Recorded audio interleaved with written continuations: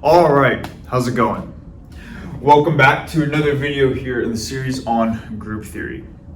We have been spending quite a few videos now talking all about this section here called group actions, which is really revolved around the idea that elements of a group can correspond to symmetries of a given set. And it really embodies the idea that group theory as a branch of mathematics can be thought of as the study of symmetries. And what we've been doing, or what I'd argue we have been doing a lot of so far, has been introducing various concepts revolving group actions. And here's what I mean by that. We started by talking about what is a group action and different ways of using notation to just define a group action. And then we went into different types of group actions, whether it's the left regular action, the left coset action, the conjugate action. And then we also talked about orbits and stabilizers associated with a given action. And then if we're talking about the conjugate action, then that corresponds to these things called conjugacy classes and centralizers. Then we introduced normalizers. And there are all these concepts that we're just kind of throwing out there to say these are ideas that are associated with group actions. But what we have not been doing quite as much of in this section has been actually applying those concepts. And what Dexter does in his notes, and I really like this, is he designates a little subsection at the end of the overall chapter on group actions to say, let's take what we've learned so far with group actions and just apply it to a couple of examples. So that way we can look at some of the tools that we've been developing and to see how do we actually use those to solve various problems in math. And that's what this video is going to be all about. We're going to be saying, before we move on to this next section here, let's just take a look at how do we actually apply these things. And I would argue too that some of the use in going through this is you understand theorems on a deeper level if you not only see that they are true and not only see why they're true, but you actually see how they get applied in various examples. Then you really understand the overall context that the problems can be applied to. So that's what this video is going to be about. We're going to kind of finish this section kind of on a fun note, just talking about how can we apply some of these concepts that we've been talking about so far. So hopefully that makes sense. Now the first example that we're going to be looking at is what I have written up here on the board, where this diagram right here is supposed to represent a cube. And you can see the various numbers on here labeled 1 through 8, and each of those numbers correspond to a corner or a vertex of the cube. And what the group that we're going to be interested in is what we're going to call it G. And that group is going to be the group of all rotational symmetries associated with this cube. In other words, how can I rotate this cube such that it will appear the same visually both before and after the rotation? Okay. So that's the group that we're going to be interested in. And the overall question that we're going to be trying to ask in this example is how many elements are associated with this group right here. In other words, how many different ways can we rotate this cube such that it appears symmetrical after the rotation? And you could probably imagine that if maybe you were to try to initially answer this just off the top of your head, you might try to start counting out, you might try to start imagining how can I rotate this cube in various different ways. And you could do that. You could try to count out like manually all the rotational symmetries of the cube. But that would take a while, right? That would not be probably the most efficient process. And then maybe another guess is we might try to say, well, let's look at the dihedral group, because the dihedral group is associated with regular polygons, right? But then when we think about it, the regular polygon sort of, the polygon somewhat analogous to the cube would be the two-dimensional square, or the four-sided polygon. But this is inherently a three-dimensional object, so we can't just off the top of our heads immediately just say that this this group of rotational symmetries is somehow going to be isomorphic to some dihedral group. Additionally, too, the dihedral group has both reflections and rotations, whereas this group right here is only going to be interested in the rotational symmetries of the cube. So because of that, just thinking about the dihedral group by itself is not also an immediate an immediate solution to the problem of how many elements are there in this group right here. So what we're going to be doing, given the fact that we're working in the section here on group actions, is we're going to take a look at the orbit stabilizer theorem as a means for determining how many elements are in this group. And maybe just in case we've forgotten what the orbit stabilizer theorem is, let me just write that out real quickly. This pen is dying on me. So I'm going to write OS theorem for orbit stabilizer theorem. Okay. And the orbit stabilizer theorem essentially tells us that the order of a group is going to equal the size of the orbit of an element of the set multiplied by the size of the stabilizer of an element of the set, like this. And hopefully you can see the general strategy of what we're going to apply, right? If we're interested in how many elements are in G, that's what the left-hand side of this equation is, right? So the idea and the strategy is that if we can find both components on the right-hand side, then we just multiply those together, and that's going to be the way that we get the answer that we're looking for. How many elements are in this group right here? Okay, so hopefully that makes sense. Now, notice that when I was describing, just real quickly, the orbit stabilizer theorem, I was very specific in saying that little x right here is an element of a set. And that's because, again, in the general case, when we're looking at group actions, we're looking at how group elements act on a set. And then it's not always going to be the case that the group is the same as the set. But notice also here that in this problem, we have not defined a set. All we're given some group G, and we're asked to determine how many elements are in G. So this is part of the creativity process that comes in when applying the orbit stabilizer theorem. We can choose a convenient set for the elements of this group to act on in a way that's going to be useful to solving the problem. And you might already be able to guess how I'm going to define my set based off of how I have numbered things right here. But maybe let's just imagine for a second that even if we didn't number the various vertices of the cube, if we were to just rotate this cube in such a way that it appears visually the same both before and after the transformation, you can imagine that we have 4 vertices on the top right here, labeled 1, 2, 3, and 4. And then we have 4 vertices on the bottom, labeled 5, 6, 7, and 8. So if we were to rotate this cube in such a way that it remains symmetric, then after the rotation, we will still have 4 vertices on the top and 4 vertices on the bottom. The way in which they are numbered might be differently, or might be different, depending on how we rotate the cube. We were not guaranteed to always have 1, 2, 3, and 4 on the top and 5, 6, 7, and 8 on the bottom. But what I'm trying to say is that we're guaranteed to have 4 overall vertices on the top and 4 overall vertices on the bottom. And what that means is that we can define our set based off of the idea that there should be some sort of similarity between how many vertices, or just in terms of vertices at least. We know there should be 4 on the top and 4 on the bottom after some rotation. So what we can do is we can say, let's take a set, let's just define a set, we can call it X. And we're going to define our set to be the various vertices of this cube right here. So it's going to be the numbers 1, 2, 3, 4, all the way through number 8. All right. So this is how we are arbitrarily defining our set. And we'll see how this can hopefully be a convenient choice for solving this problem right here. Okay.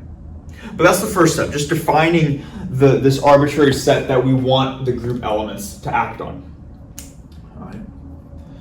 So that would be the first step. Next step, notice that when I mentioned this little x right here, all we're saying when talking about this little x is that it is going to be some element of a set.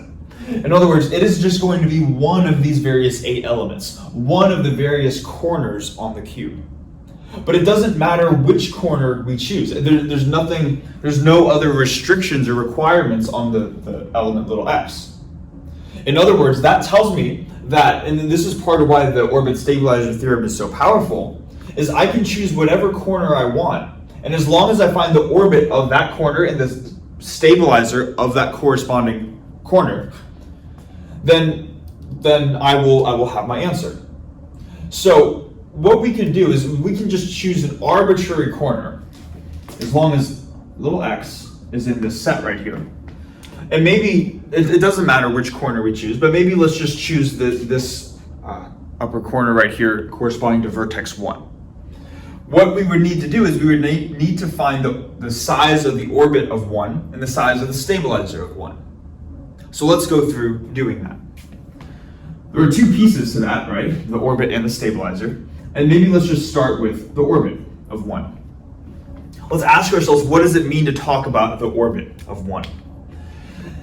The orbit of 1 is going to correspond to what other set elements, or more physically, what other corners of the cube could the number 1 possibly reach after it is rotated in some way, shape, or form? In other words, where could this corner possibly orbit to?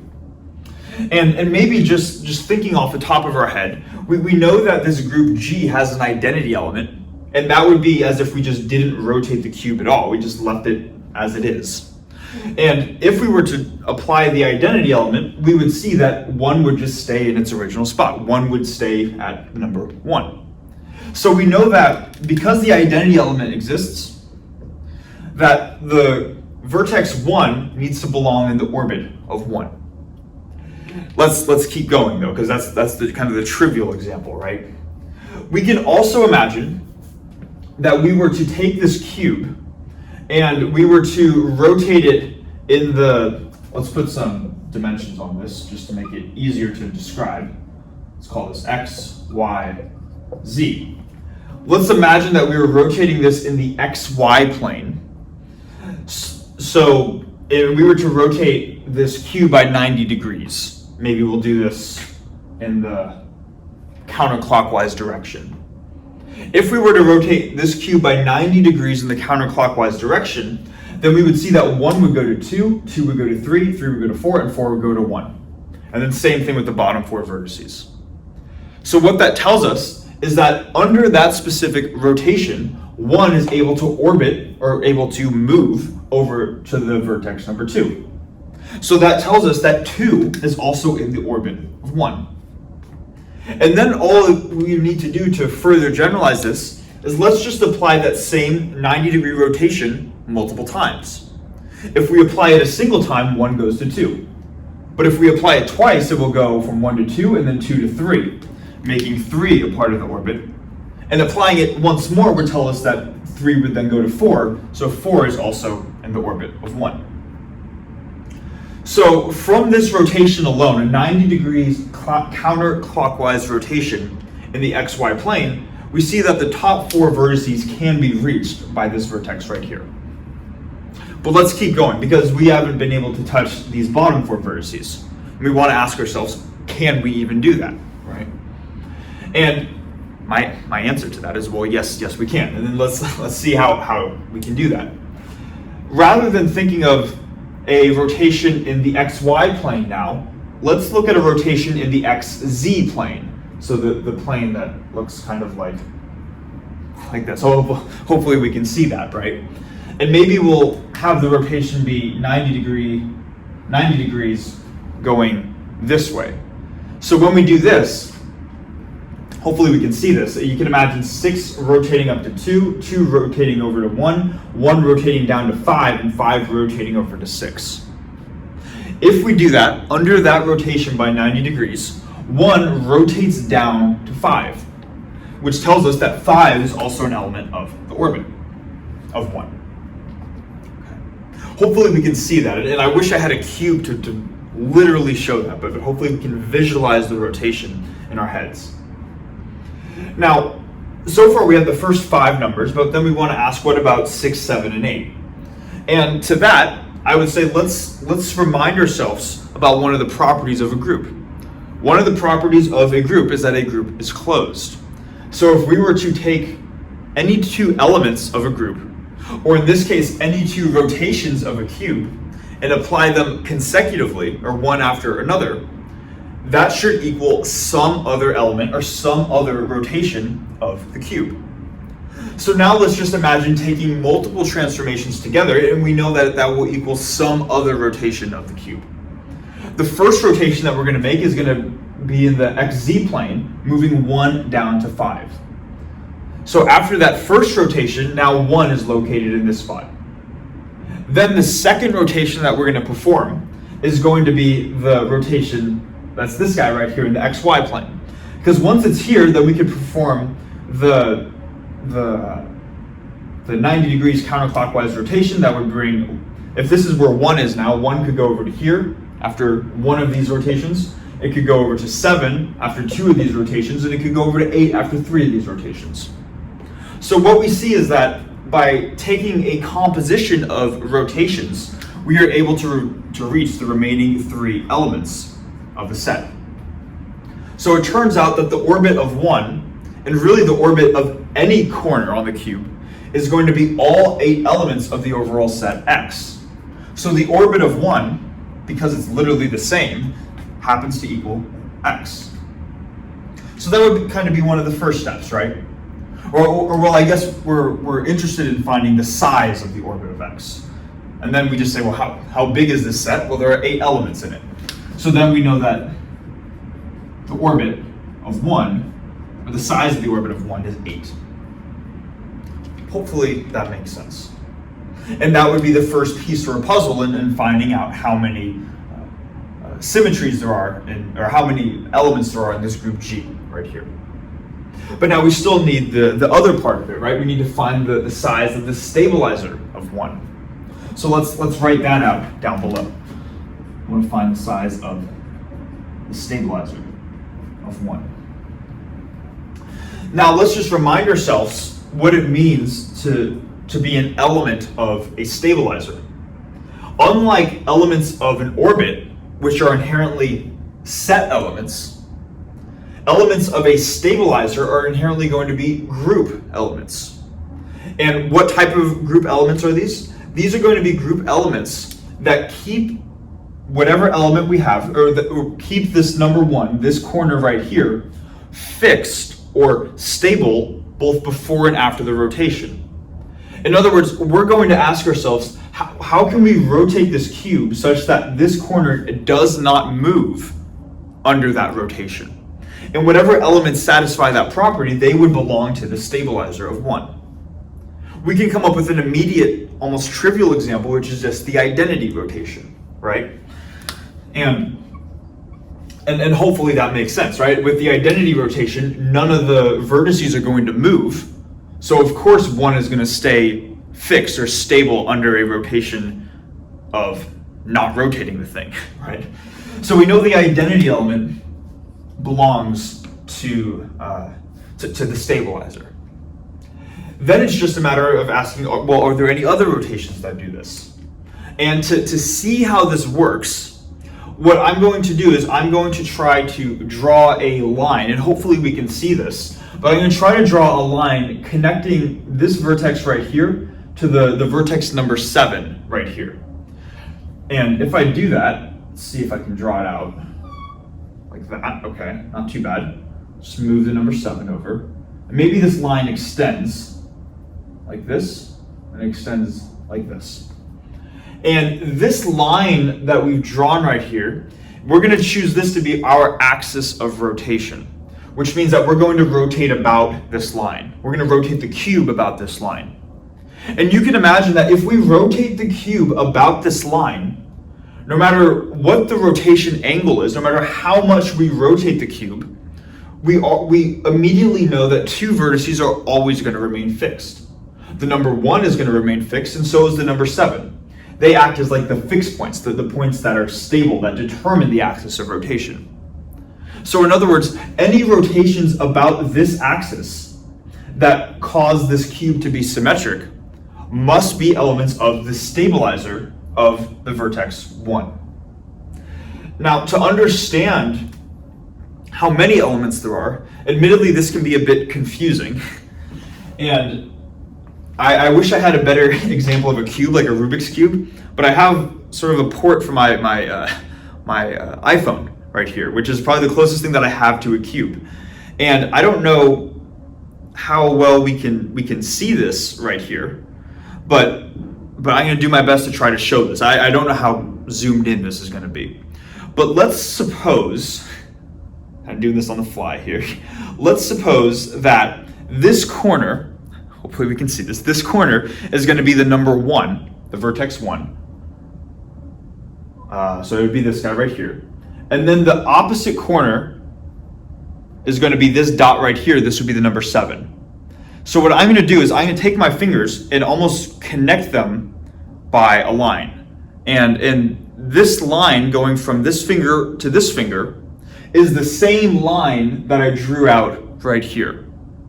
And now we just want to ask ourselves, well, how many ways can we rotate this such that it is symmetric? So let's do this right here. And what I'm going to do is simply to start rotating this thing and then like quite literally just count out how many ways we can make this symmetric. And I hope that we're able to see this here. Notice that if my two fingers determine the axis that this rotates about, maybe we're going to start with this axis, the one that I'm quite literally pointing to with my finger. Notice how it's kind of pointing upwards. And maybe I'll call this the vertex number 1. Hopefully we can see that, okay?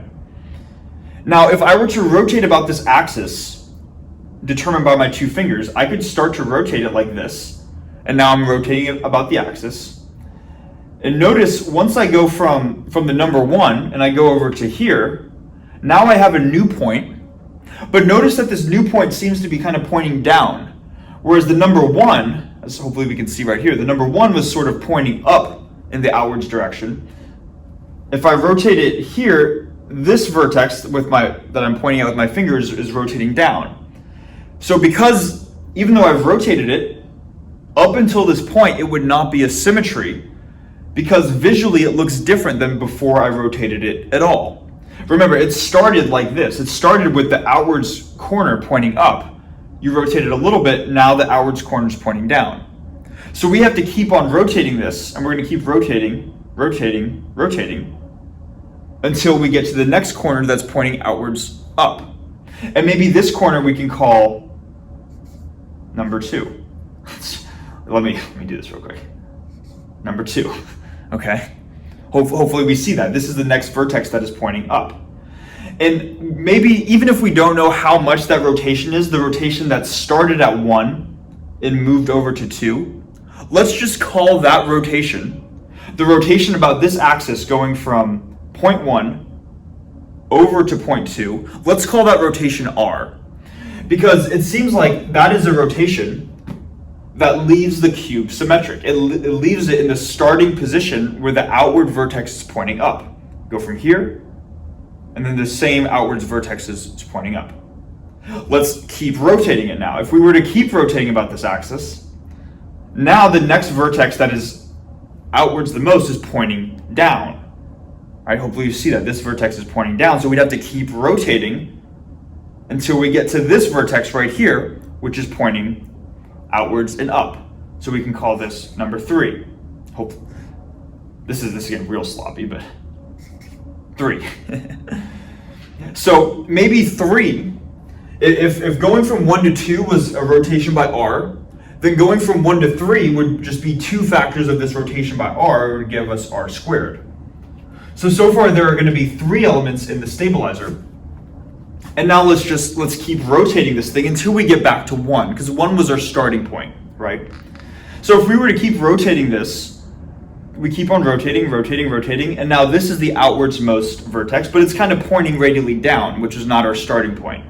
So then we just go back and keep rotating until we get to radially up again, and then we get back to the number 1.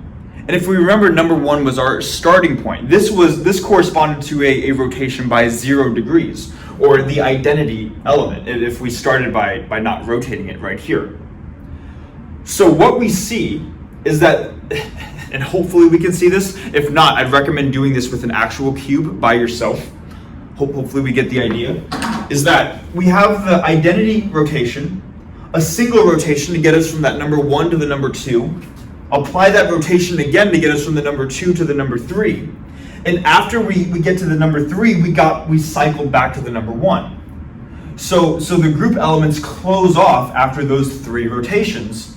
Or in other words, this would be the set of group elements for the stabilizer of 1.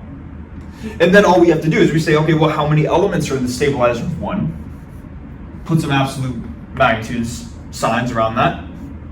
And we see that there are going to be 3 elements. And now we're basically done, right? Because we know the orbit of 1, or its size is 8. We know the stabilizer of 1, its size is 3. So therefore, the total number of group elements, the total number of rotational symmetries of the cube, we immediately know by the orbit stabilizer theorem is going to be 8 times 3, or 24. And that is the power of being able to use this theorem, as opposed to trying to manually count out 24 different rotational symmetries for this cube. Hopefully that makes sense. And admittedly, I wish I had a bigger cube. I couldn't find another cube. but if you're not convinced by that, I'd recommend trying that yourself. Try imagining that you have some cube, you're fixing these 2 points on the cube, and try just rotating it and seeing how many rotations you could perform such that the cube looks like how it did when you just started the rotations, when you didn't rotate it at all. And that's how you could find elements of the stabilizer of a given vertex. Now, that was just one example. We're going to keep on going with examples, and this was a very visual one, kind of a fun one, I think. But let's keep going. We really want to see how we can apply apply concepts of this section to solve actual problems in math.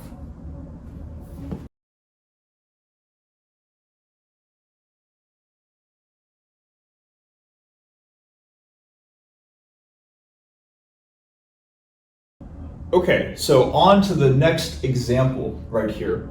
And this example is not so much just going to be about applying the orbit stabilizer theorem like we did in the last example, but rather this is simply a claim that can be made about groups. And we'll see that this example is going to require, or in order to prove this claim, I should say, it's going to require a couple clever arguments involving concepts that we've talked about so far in this section. So let's first just read what that claim is. It says, let G be a finite simple group of order greater than 2.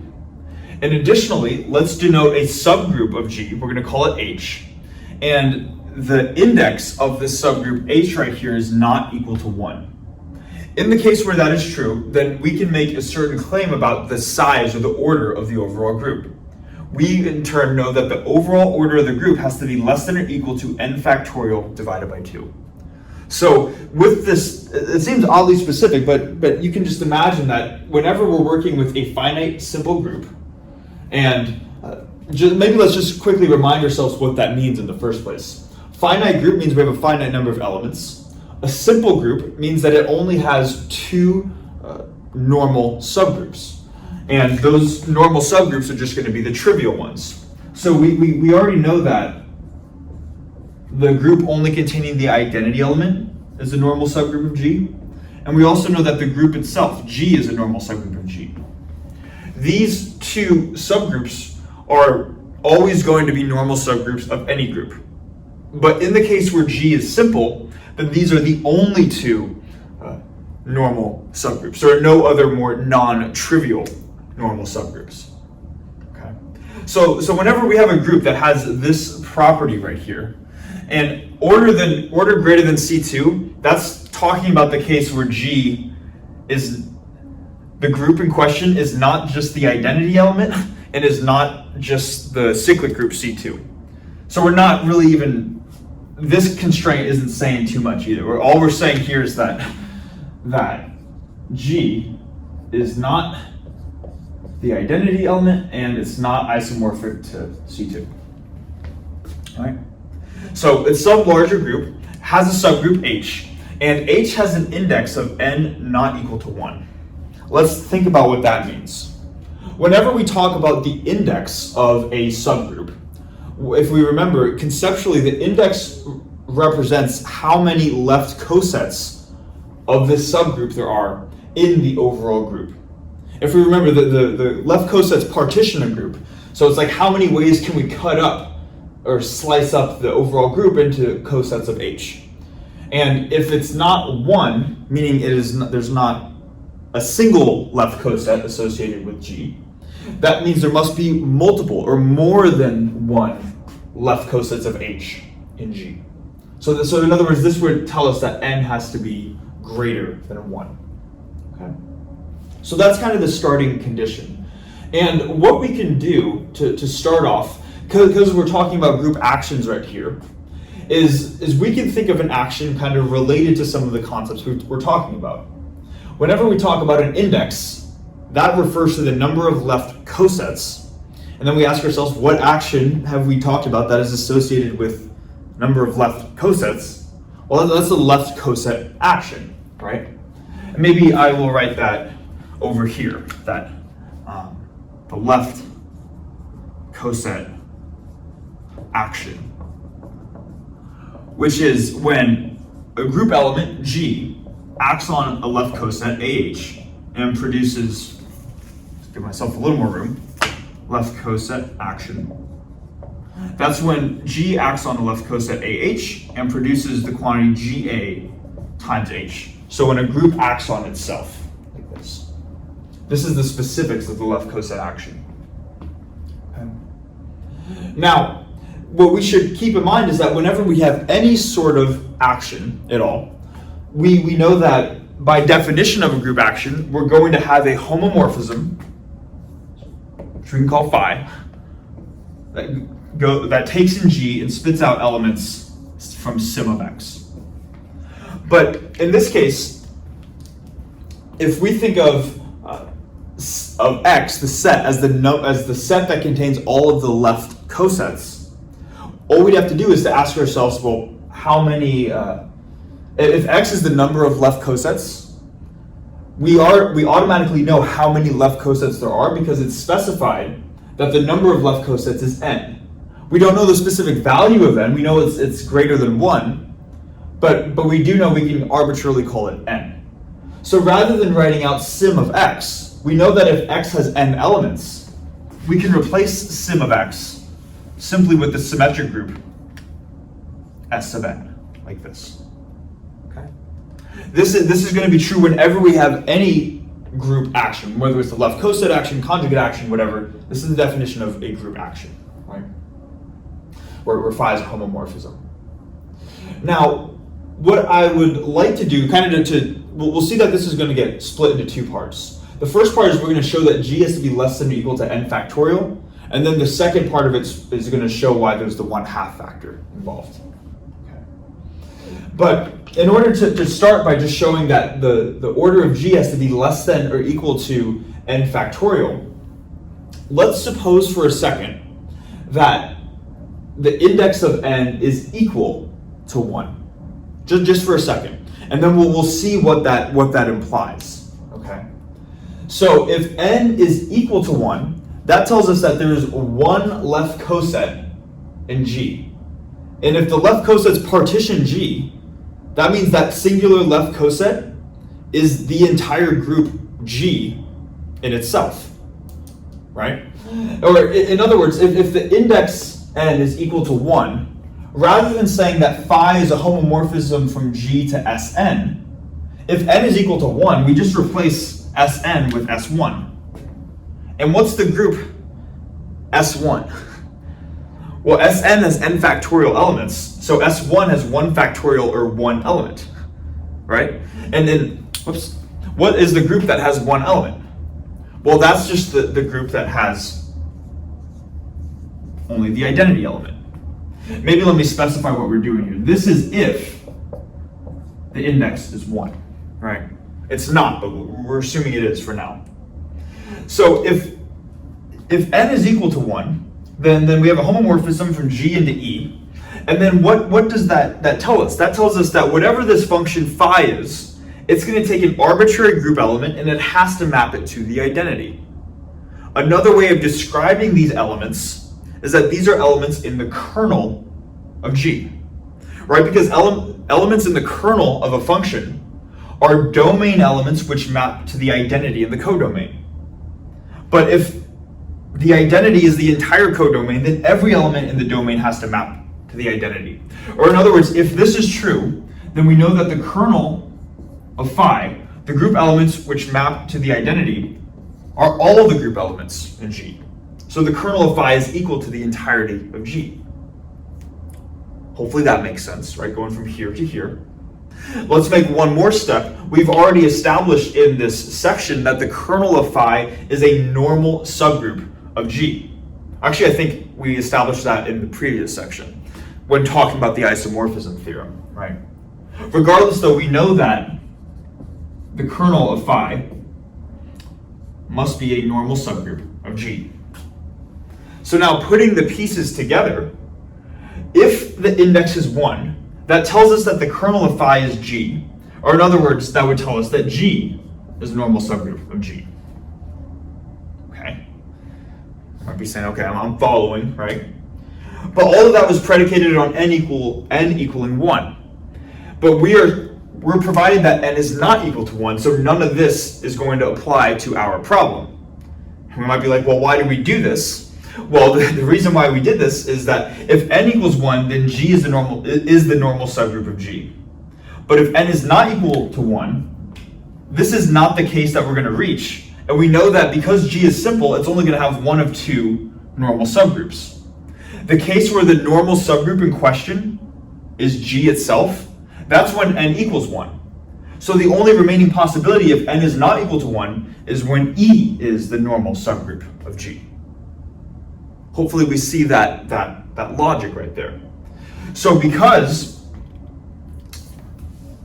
this is all, let me do this, if n equals 1. But because n is not equal to 1, then we know that whatever the normal subgroup being the kernel of phi, we know that the kernel of phi then needs to be just the other normal subgroup, not G, but just the group containing the identity element, like this. Okay? Hopefully we can see that step there. Now, if this is true, which it is because we know n is not equal to 1, now we can just apply the very important isomorphism theorem. And let's maybe just remind ourselves what that isomorphism theorem is. It says if we have a homomorphism phi, which we do by definition of a group action, then G divided by the kernel of phi is isomorphic to the image of phi, right? And then, but let's just apply what this is. We know the kernel of phi is the group only containing the identity element. So this is really G divided by E. G divided by E, which is the same thing as just G by itself, right? So what we're seeing is that G is, in this case, with what we've established, we know that this finite simple group is isomorphic to the image of phi, where phi is the group action. Yes, phi is the group action. So what else do we know about the image of phi? The image of some homomorphism is a set of elements in the codomain that get mapped to from the domain. It is necessarily going to be a subset of or I guess in this case, a subgroup of the codomain. Then we just ask ourselves, okay, well, what's the codomain of phi? Well, we know in the general case that, maybe let me write this over here, that for a group action, phi takes G into Sn. In the case where n equals 1, phi goes from G to E, but in the general case, phi goes from G to Sn, right? So what this is telling us is that if G is, let's write this out down here. If G is isomorphic to the image of phi, and we know that the image of phi is a subset of the codomain, Sn, then this automatically is going to tell us something, okay? If G is a subset of Sn, that tells us that the order of G needs to be less than or equal to the order of Sn. And how many elements are in Sn? N factorial elements. So from these arguments alone, we see that the order of G is less than or equal to n factorial, hence proving the first part of this example showing that the order of G is less than or equal to n factorial. Now, we're out of room, so we're going to have to erase the board to show why this 1/2 factor exists. But hopefully these steps make sense. I know there's a lot going on, but I think if I am going a little fast, I'd recommend pausing along each individual step to make sure that you're able to follow. But I'm going to erase the board now, and then we're going to prove why this 1/2 factor exists next, which is going to involve more properties around group actions.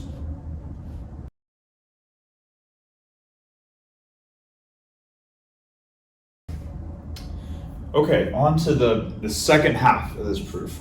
And again, this proof it can be a little bit dense, so I'd recommend pausing at each individual step to make sure that we understand what's going on. So we know that if we want to work with this problem involving group actions, then we inherently have to talk about some homomorphism phi, which goes from G into Sn. Now, we've also talked about this group previously in the video series, the symmetric group. And if we remember a while back, we talked about a certain homomorphism that can be defined on Sn. And let's remind ourselves, elements of Sn are permutations. And one thing that we can do is we can associate a sign to a given permutation. And that was not the sin function, but the sgn function. We could write the sine function. And we showed that the sine function was a homomorphism from Sn into one of two possibilities, plus or minus 1, where if it was plus 1, we had an even permutation, and if it was minus 1, we had an odd permutation. So this is just a fun another homomorphism that we're just randomly throwing out there, seemingly. But now notice that the ending point of phi, the codomain of phi, is the same as the starting point of the sine function. So what we can do is we can form a new function through function composition, where we have sine of phi, like this, where we would start with the starting point of phi, which is G, our starting domain. And then we see, okay, well, G goes into Sn, but Sn goes into plus minus 1. So now the new codomain for this composite function is going to be plus or minus 1, like this. And because we know that phi has to be a homomorphism because it's a group action, and we've shown before that the sine function is a homomorphism, then by function composition, if you're performing function composition on two homomorphisms, you're going to get another homomorphism as the output. So this resulting composite function must be a homomorphism. Hopefully that part makes sense. Now, what we can do is we can refer to the isomorphism theorem. Let's maybe remind ourselves again, and I want to, even though we've written this out multiple times, I want to write this out just to make sure we know what's going on. Let's say we have a homomorphism, and not to confuse it with the phi that's already here, I'm just going to call it theta. If we have a homomorphism theta, which goes from G into H, then we know by the isomorphism theorem that G divided by the kernel of theta is isomorphic to the image theta, right? So now what we're going to do is we're going to say, okay, well, we have a homomorphism right here, so let's just replace theta with sine of phi, all right?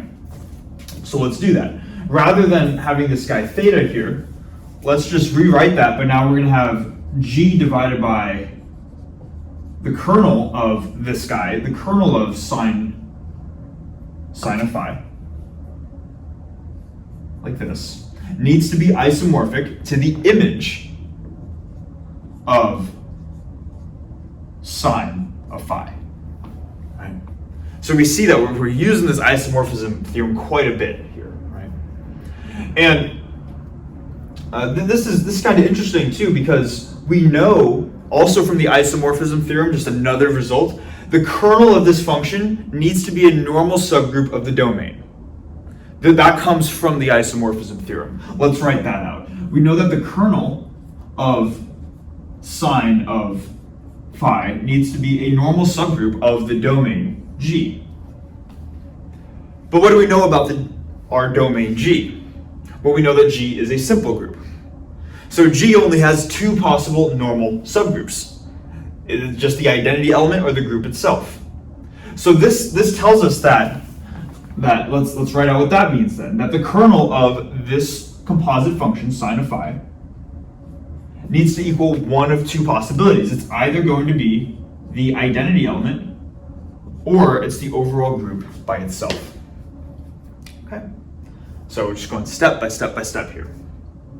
So we're gonna just hold this result for now, and now we're gonna kind of turn our attention to the right side of this isomorphism equation, where we have that we're gonna look at the image of the sine of phi. And let's remind ourselves again what it means to be in the image. Well, the image is going to be the set of elements in the codomain of our function that got mapped to from the domain of our function. In this case, our function is this composite guy right here, sine of phi. So we ask ourselves, what is the codomain of sine of phi? Well, it's plus or minus 1, right?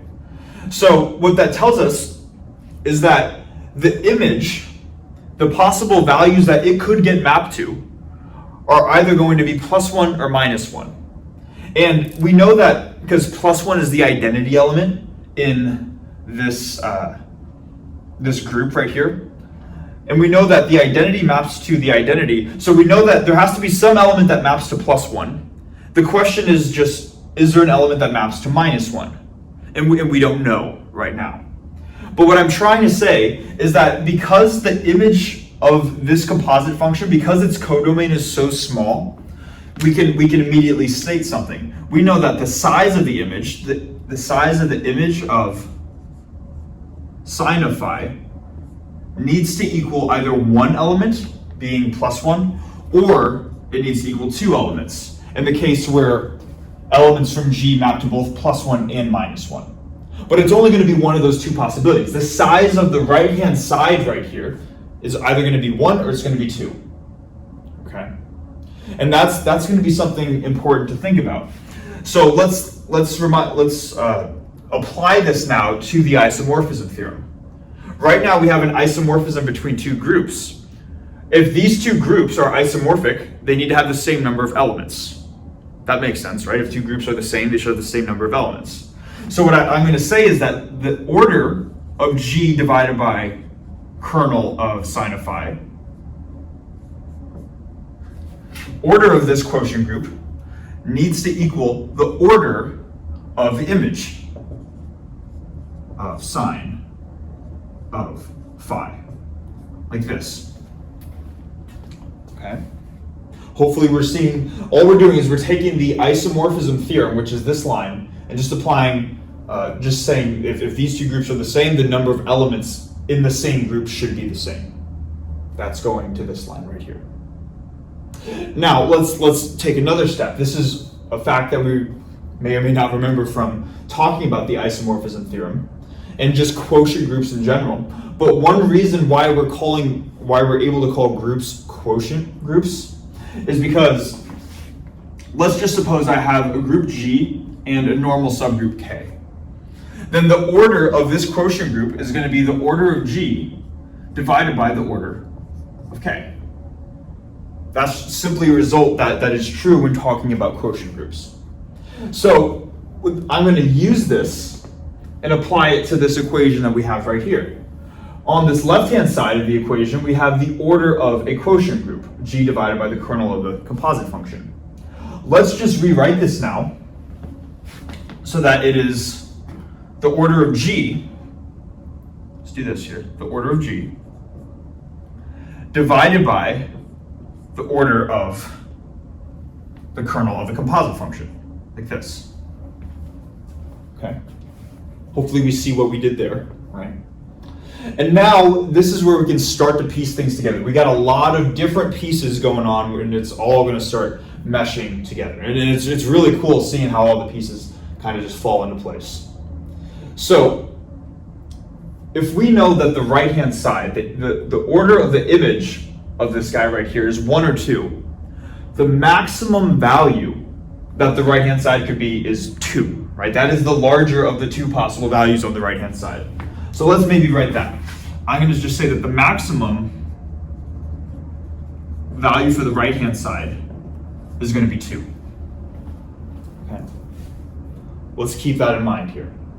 Now, what we have said, moving our attention back to the left-hand side, the order of g divided by the order of the kernel of sine of phi, we have to ask ourselves, is there a way where we can start to eliminate some possibilities? Now, we already know that the kernel of sine of phi that we mentioned earlier, we said we we're going to hold on to this guy, this bottom line right here, right? We said the kernel of this composite function is the identity element, or it's g. We don't know how many elements are in g. That's kind of the whole point of the problem, is trying to constrain the order of g. But we do know the order of the identity element. The order of the identity element is 1. So let's just suppose for a second that the kernel is this possibility. In reality, it's one of these 2 possibilities. Let's just suppose it's the first one for a second. So then the kernel of the sine of phi would be 1, and meaning that the order of g would be 2. Yes, right? But if we remember in the very beginning of the problem, we said let G be a finite simple group of order greater than 2. And that's where we're going to finally use this piece that we've been holding off on for a while. What we know, and even though we might have forgotten about it, we know that the order of G is greater than 2. So that's assumed in the beginning of the problem. So we cannot have a number greater than 2 divided by 1, giving us a maximum value of 2. It's just not possible. So what that tells us is that we run into a contradiction when we say that the kernel of the composite function is the identity. Therefore, from what we've just stated, this cannot be a possibility, and therefore the kernel of the sine of phi needs to be g. Okay? That is one of the big first steps, really tying all these pieces together. Okay. Hopefully that makes sense too. All right. So what we've established up until this point now is that, let me even write this, that the kernel of the sine of phi needs to be the overall group G. Okay. Now let's say, okay, we know that this is true now, so what does that conceptually tell us though? That tells us that any element from the domain needs to map to the identity element in the codomain.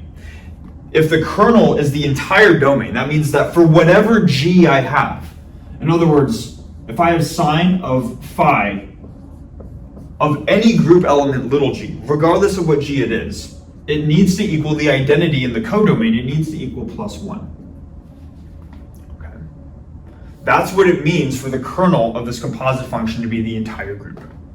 And maybe just to be real specific, this is going to be for all of the group elements, like this. Okay. Hopefully you're sticking with me so far. We're almost done too.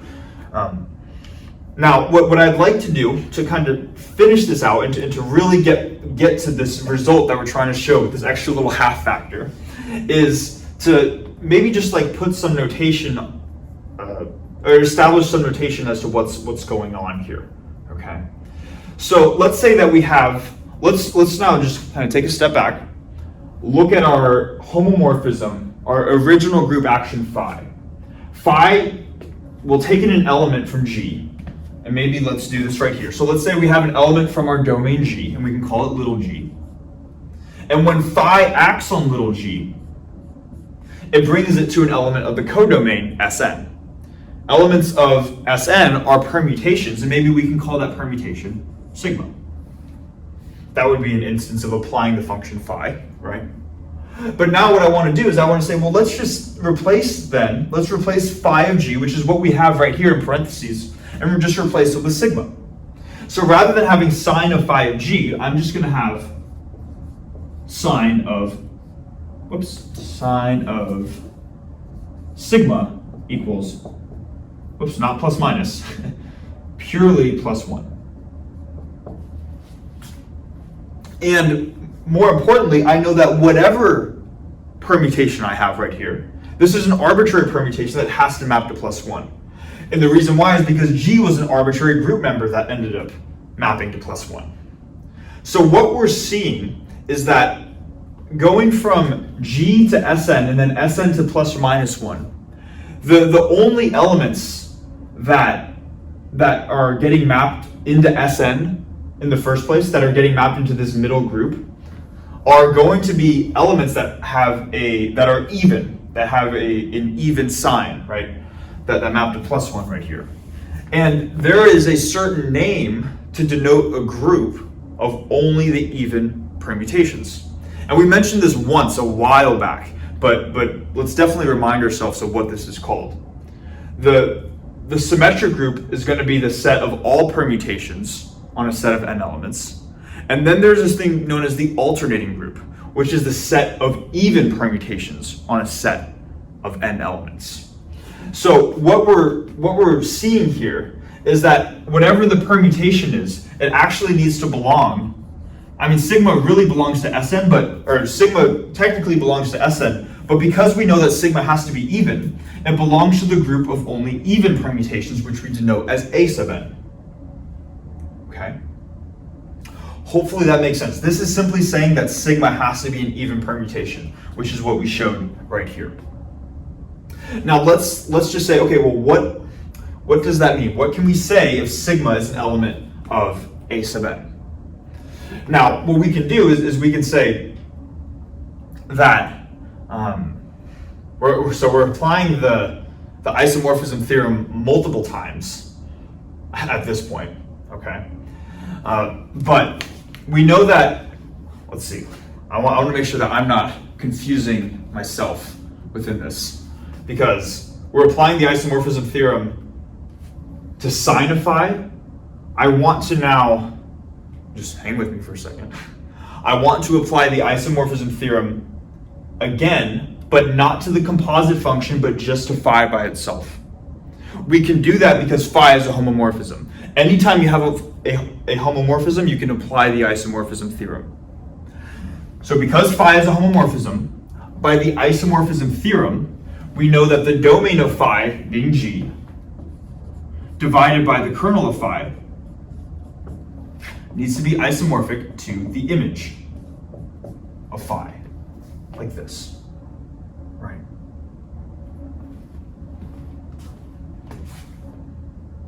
Hopefully this makes sense.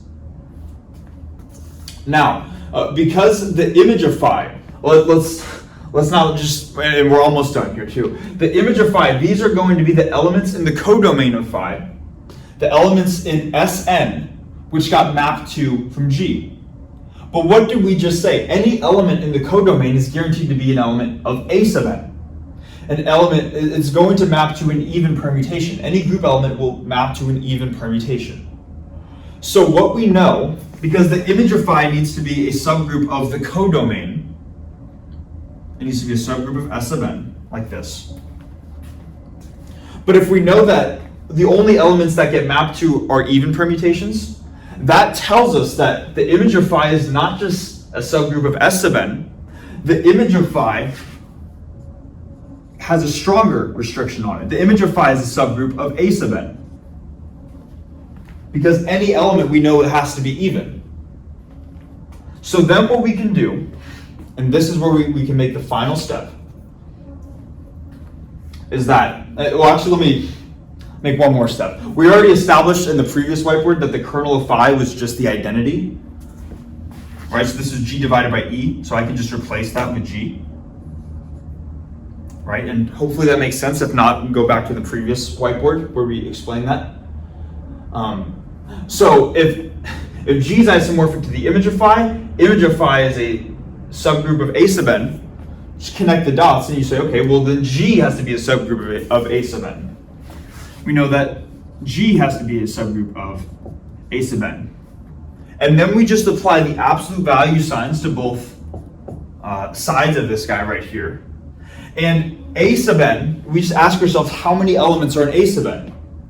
Well, A sub n is just going to be half of S sub n.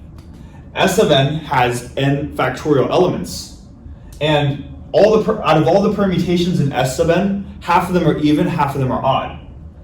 Which tells us that if S sub n has n factorial elements, then A sub n has 1/2, or n factorial divided by 2 elements, which is this. So G has to be a subgroup of this, and the order of A sub n is n factorial divided by 2. Therefore, we have just shown that the order of G has to be less than or equal to n factorial divided by 2. Wow, that's dense, right? But it's really fun. You're using all these big theorems, and you're making really deep connections. And really, even though we have a lot of lines going on, a lot of different pieces, really this is just a lot of applying the isomorphism theorem repeatedly, and then using some function composition. So there are a lot of individual steps, but the number of overall big concepts that are being applied actually isn't very many. It just requires that we have a lot of knowledge of these major concepts like the isomorphism theorem. All right, I'm going to erase the board. I'm going to debate about whether I'm going to cut the video, and I'm going to see if I feel like putting in this last theorem that Dexter has. I feel like this is already a lot. So if this is the end of the video, then thanks so much for watching. If not, we're gonna do Cauchy's theorem next. We'll see.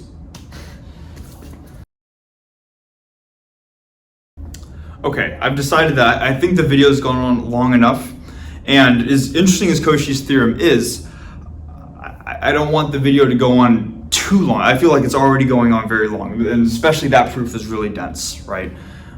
So I think what I'm gonna do, let's call it for this video. And I think if Cauchy's theorem ever shows up at some point in the future, we'll spend some time proving that, so we're not skipping any steps. But yeah, thanks so much for watching. Really appreciate it, and I will see you guys in the next video when we move on to a new section.